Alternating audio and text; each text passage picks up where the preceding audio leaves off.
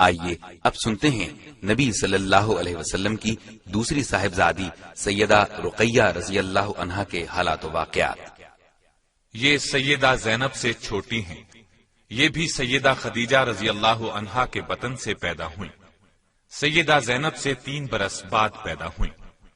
ان کی پیدائش کے وقت نبی کریم صلی اللہ علیہ وسلم کی عمر مبارک قریباً 33 سال تھی، گویا یہ اعلان نبوت سے قریباً 7 سال پہلے پیدا ہوئیں۔ انہوں نے بھی نبی اکرم صلی اللہ علیہ وسلم کی نگرانی میں تربیت پائی۔ اپنی والدہ محترمہ سیدہ خدیجہ الکبریٰ رضی اللہ عنہا کے ساتھ ہی ایمان لے آئیں۔ اسلام سے پہلے رسول اللہ صلی اللہ علیہ وسلم نے ان کا نکاح اپنے چچا ابو لہب کے بیٹے عتبہ سے کر دیا تھا۔ رخصتی نہیں ہوئی تھی۔ پھر جب اسلام کا دور شروع ہوا، نبی کریم صلی اللہ علیہ وسلم پر وحی نازل ہونے لگی، توحید کی آیات اتریں، کفر اور شرک کی برائی بیان ہوئی، یہاں تک کہ سورہ تبت یدا ابی لہب و تب ابو لہب کی مذمت میں نازل ہوئی۔ کفار کی دشمنی انتہا کو پہنچی تو ابو لہب غضبناک ہوا۔ اس نے اپنے بیٹے کو حکم دیا کہ محمد کی بیٹی کو طلاق دے دو، طلاق نہیں دو گے تو تم سے بات نہیں کروں گا۔ باپ کے کہنے پر اس نے رقیہ کو طلاق دے دی۔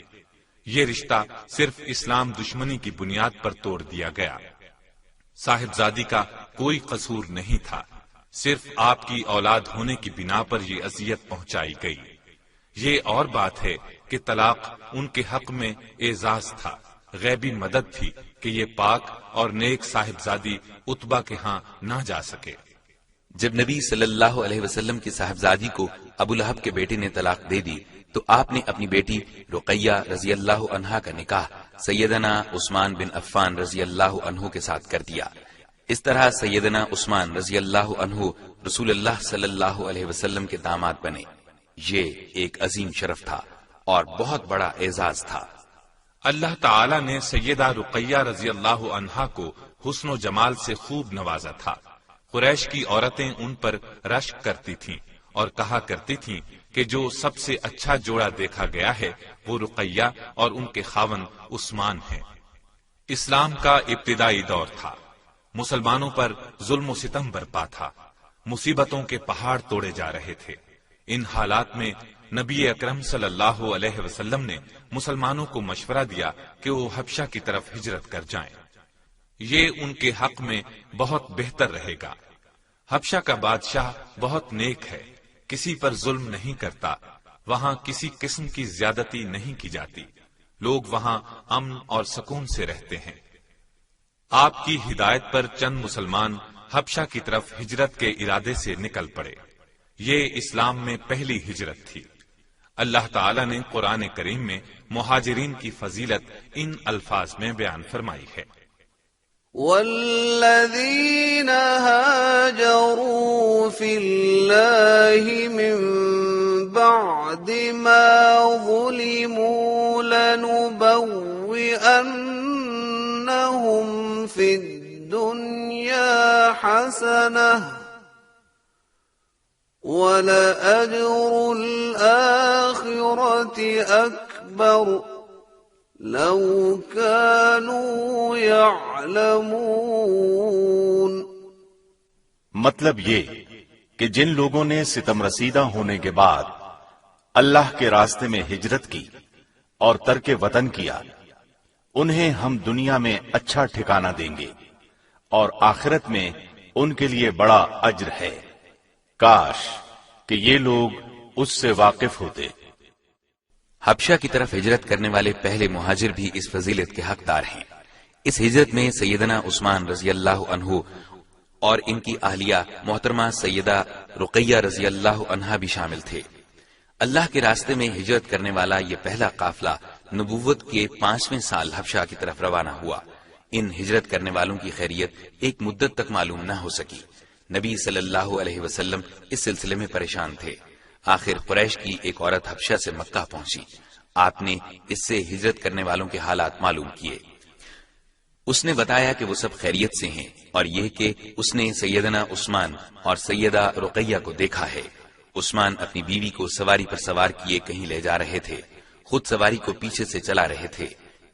یہ سن کر آپ نے یہ دعا فرمائی، اللہ تعالیٰ ان دونوں کا حامی اور ساتھی ہو۔ سیدنا عثمان رضی اللہ عنہ لوط علیہ السلام کے بعد پہلے شخص ہیں جنہوں نے اپنے اہل و عیال کے ساتھ ہجرت کی۔ ان مہاجرین نے حبشہ میں ایک مدت گزارنے کے بعد پھر مکہ کا رخ کیا۔ اس دوران میں نبی اکرم صلی اللہ علیہ وسلم مکے سے ہجرت کر کے مدینے تشریف لے جا چکے تھے۔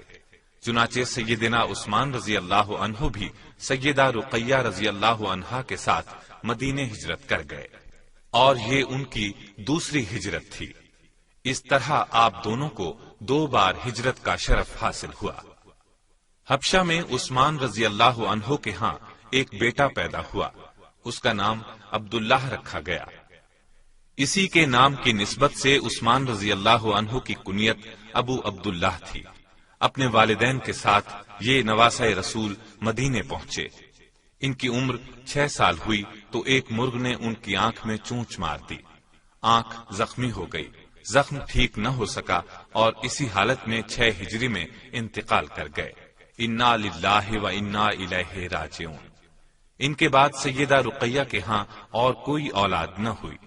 عبداللہ کی وفات پر نبی کریم صلی اللہ علیہ وسلم بہت غمگین ہوئے۔ عبداللہ کو گود میں اٹھایا تو آنکھوں سے آنسو جاری ہو گئے۔ خود نماز جنازہ پڑھائی، دفن کرنے کے لیے آپ خود قبر میں اترے۔ نبی اکرم صلی اللہ علیہ وسلم کی ایک خادمہ تھی، ان کا نام ام عیاش تھا۔ آپ کی خدمت میں لگی رہتی تھیں، گھریلو کام کرتی تھیں، آپ کے لیے وضو کا پانی تیار کرتی تھیں۔ پھر آپ نے ام عیاش کو ہدیے کے طور پر اپنی بیٹی رقیہ کے حوالے کر دیا تاکہ وہ ان کی خدمت کرے۔ ایک دن سیدنا عثمان اور سیدہ رقیہ نے شہد وغیرہ سے ایک طرح کا کھانا تیار کیا اور نبی صلی اللہ علیہ وسلم کی خدمت میں بھیجا۔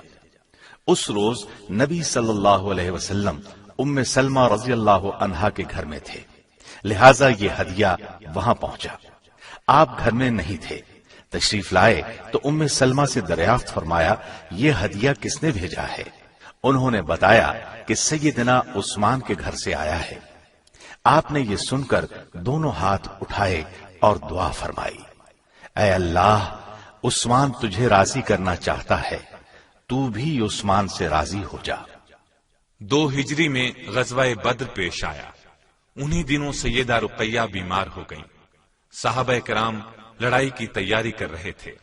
ایسے میں نبی صلی اللہ علیہ وسلم نے سیدنا عثمان سے ارشاد فرمایا، اے عثمان، رقیہ بیمار ہیں، اس لیے آپ مدینے ہی میں ٹھہریں، ان کی تیمارداری کریں۔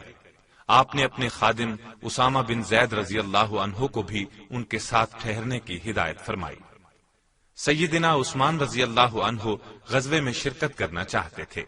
ان کے شوق کو دیکھ کر آپ نے ارشاد فرمایا، آپ کو لڑائی میں حاضر ہونے والوں کے برابر اجر ملے گا اور مال غنیمت میں سے بھی آپ کو حصہ دیا جائے گا۔ چنانچہ سیدنا عثمان کو یہ حصہ دیا گیا۔ گویا سیدہ رقیہ رضی اللہ عنہا کی تیمارداری کا درجہ جہاد کے برابر قرار دیا۔ یہ سیدہ رقیہ کی بہت بڑی فضیلت ہے۔ نبی صلی اللہ علیہ وسلم کی صاحبزادیوں میں یہ اعزاز صرف انہی کو حاصل ہے۔ غزوہ بدر 2 ہجری رمضان المبارک میں پیش آیا۔ فتح کی خوشخبری لے کر جس وقت سیدنا زید بن حارثہ رضی اللہ عنہ مدینے پہنچے تو اس وقت سیدہ رقیہ کی تدفین ہو رہی تھی۔ انا للہ و انا الیہ راجعون۔ چند دن بعد نبی اکرم صلی اللہ علیہ وسلم مدینے پہنچے تو سیدہ رقیہ کی قبر پر گئے۔ آپ ان کے جنازے میں غزوہ بدر کی وجہ سے شریک نہ ہو سکے تھے۔ سیدہ رقیہ سیدہ زینب سے 3 سال بعد پیدا ہوئی۔ نبی کریم صلی اللہ علیہ وسلم اور سیدہ خدیجہ رضی اللہ عنہا کی زیر نگرانی تربیت پائی اور جوان ہوئی۔ قریباً 21 سال عمر پائی۔ اللہ تعالی کی ان پر ہزارہا رحمتیں ہوں۔